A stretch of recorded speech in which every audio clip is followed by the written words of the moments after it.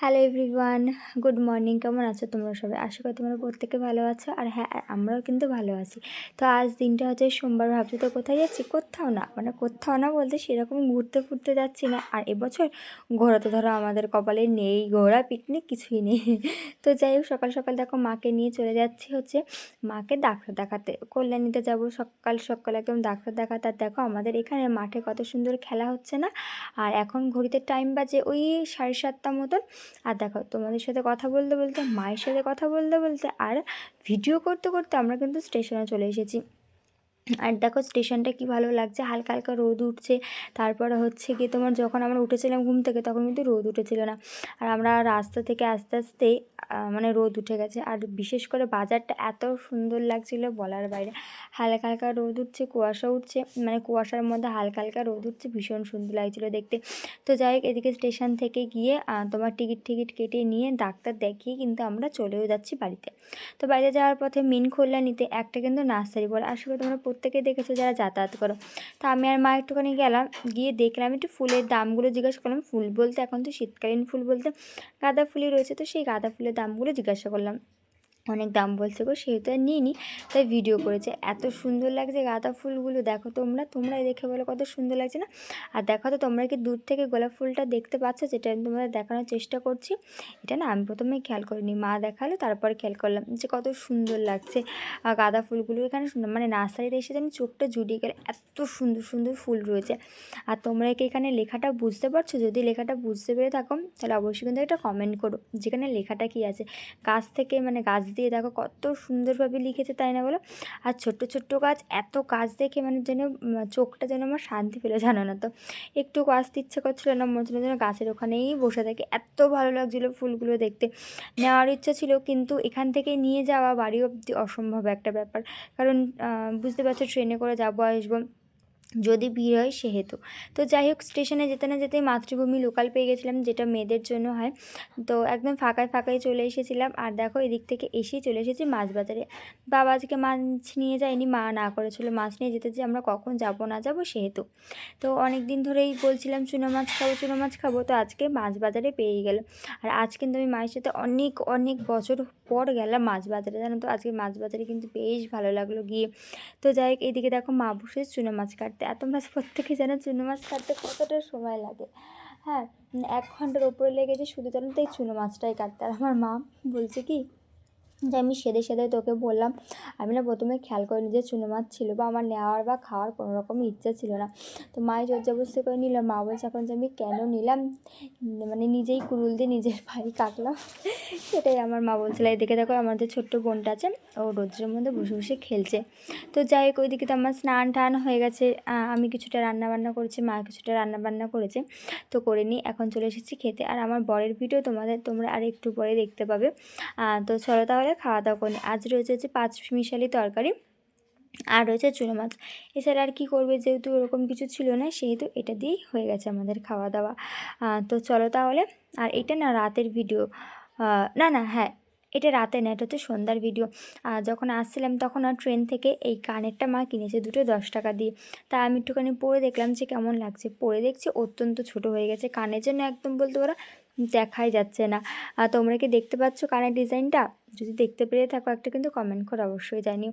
আর আমি ভাবছি আমারও নিয়ে নিলে একটা ভালো হতো, কানেরগুলো কিন্তু বেশ সুন্দর লাগছে দেখতে। দেখতে মনে হচ্ছে সোনারই, কিন্তু সোনা না, 10 টাকা দামের সোনা এটা। তো যাই হোক, আমার বর এখন আসেনি, আমার বর এলে একটু বাজারে যাব। তো যাই হোক, দেখো এখানে চলে এসেছি বাজারে। আর দেখো আমাদের এখানে বাজারে, মানে কাকিনাড়া না, রথতলা বাজারে হচ্ছে গিয়ে তোমার পৌষকালী পুজো হচ্ছে। সোমবার যেহেতু আজকে অমাবস্যা ছিল, তো সকালবেলায় মার সাথে গেছিলাম বাজারে, কিন্তু তখন ভিডিও শেয়ার করিনি। রাতেরবেলাটা এসেছি, পুজো দিয়ে আমি একেবারে তোমাদের সাথে ভিডিওটা শেয়ার করলাম। মাকে কেমন লাগছে অবশ্যই কিন্তু একটা কমেন্ট করে জানিও। আসলে মাদেরকে তো সবসময় সুন্দরই লাগে, তাই না বলো? দেখলেই মনে হয় যেন দেখতেই থাকি। আর এটা হচ্ছে 21 ফুট তোমার প্রতিমাটা। আর এখন তো ভাবছো যে মা কী হলো হঠাৎ করে আমার শ্বশুরবাড়ি কী করে এলো, বরের বাড়ি? এটা হচ্ছে আমার বর আমার জন্য ভিডিও করে রেখে দিয়েছিলো। দেখো ও নিজে নিজে কত কিছু রান্না করেছে, ভাত, তারপর হচ্ছে পেঁয়াজকলি ভাজা, সোয়াবিন, সব কিছু রান্না করেছে। তোমাদেরকে আগে দেখিয়ে দিলাম মেনুটা, এবার দেখাবো রান্না করাটা। আমার বর দেখো দেখেছো কত রান্না করেছে। তো যাই হোক, আমার বর কিন্তু এখন রান্না করতেও শিখে গেছে। রান্না করার থেকে বেশি কথা কিন্তু এখন ভিডিও করাটা শিখে গেছে, জানো তো। ও আগে ভিডিও করতেও জানতো না, আমার সাথে থাকতে থাকতে ভিডিও করাও শিখে গেছে। তো যাই হোক, এদিকে দেখো মশলা বেটে নিচ্ছে, যা যা লাগে মশলা ও তাই তাই বেটে নিচ্ছে। আর এদিকে দেখো আলু আর হচ্ছে গিয়ে তোমার সয়াবিনটা একসঙ্গে ভেজে নিচ্ছে, যদিও বা আমি একটু বলে বলে দিয়েছিলাম, তারপর ও করেছে। আর এদিকে ভাতের ফ্যান তো ও দিতে পারে। আর দেখেছো আমি যেইভাবে ফোনে স্ট্যান্ড রাখি, ও কিন্তু ঠিক সেইভাবেই রেখেছে। তো যাই হোক, আর এইদিকে দেখো ওর কিন্তু সমস্ত কাজকর্ম হয়ে গেছে, ঘর ঝাড় দেওয়া থেকে শুরু করে সব কিছু হয়ে গেছে। ও এখন বিছানাটা পরিষ্কার করে নিচ্ছে, নিয়ে খেয়ে দিয়ে ও এবার কাজে বেরিয়ে যাবে। আর কাজে বেরিয়ে ওই ধরো 5টা সাড়ে 5টার মধ্যে বাড়ি চলে আসবে, এসে স্নান টান করে আমার এই বাড়িতে আসবে, মানে বাপের বাড়িতে আসবে। এখান থেকে রাতে খাওয়া দাওয়া করে তারপর যাবে। এবার আমি ওই বাড়িতে কবে যাব, আদৌ যেতে পারবো কি না আমি সেটাও জানি না গো। দেখা যাক, আজ তো সোমবার, তো ডাক্তার বলেছে অপারেশন করতে হবে, দেখা যাক কবে অপারেশনটা করা হয়। তো দেখি কি হয় না হয়, যবেই হবে অবশ্যই তোমরা জানবে। আর ওইদিকে তোমার হচ্ছে গিয়ে কী বলে, বিছানাটা তুলে নিয়ে আবার এখানে এসেছে, রান্না করতে কিছুটা বাকি ছিল, সেই রান্নাটা ও এখানে এসে সম্পূর্ণ করে নিয়েছে একা একা হাতে। তো আর একা একা হাতে কী বলো তো, ছেলে মানুষ অত তো তাল সামলাতে পারে না ওরা। বাট এইটুকুনি যে করেছে আমার জন্য, এটাই কিন্তু আমার কাছে অনেকটাই বড় একটা ব্যাপার। তো যাই হোক, এবার ওকে একটু কষ্ট করতে হচ্ছে, আর আমারও ওর জন্য খুবই খারাপ লাগছে, কিন্তু কিছু করার নেই। দেখা যাক, এই বাড়িতে এসেছি, আদৌ বাড়িতে যেতে পারবো কি না আমি, মানে আই এম নট শিওর এটাই। তো দেখা যায় কী হয় না হয়, ডাক্তার কবে ডেট দেয়, মঙ্গলবার দিন ফোন করবো। ডাক্তার পুরোপুরি আমাদের ওপরেই দিয়ে দিয়েছে, যেহেতু উনি ডক্টর, উনি তো জোর করতে পারে না অপারেশনের জন্য। তো দেখা যাক এখন কী হয়।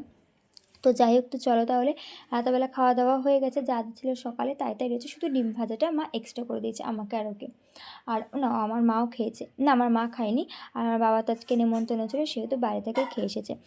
তো যাই হোক, আচ্ছা, আমার মতন কে কে আছে যে সব সময় জল লাগে, অবশ্যই একটা কমেন্ট করে জানিও কিন্তু। আর এই যে বোরলিন দেখতে পাচ্ছ, শুধু শীতকালে বলে না, আমার গরম, গ্রীষ্ম, বর্ষা, শীতকাল সবসময় আমার এই একটা বোরলিনই ভরসা।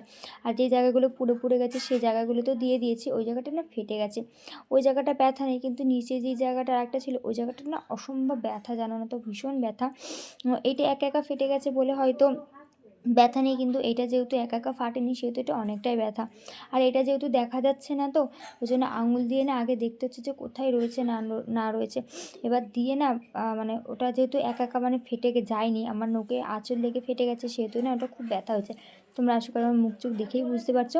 তো চলো তাহলে, আজকের মতন টাটা, তোমাদের সাথে আবার কালকে দেখা হবে নতুন একটা দিন, নতুন একটা ব্লগের সাথে। টাটা, গুড নাইট, সবাই ভালো থেকো। আর হ্যাঁ, চ্যানেলটা কিন্তু সাবস্ক্রাইব করে দিয়েছো, সেকেন্ড চ্যানেলটাও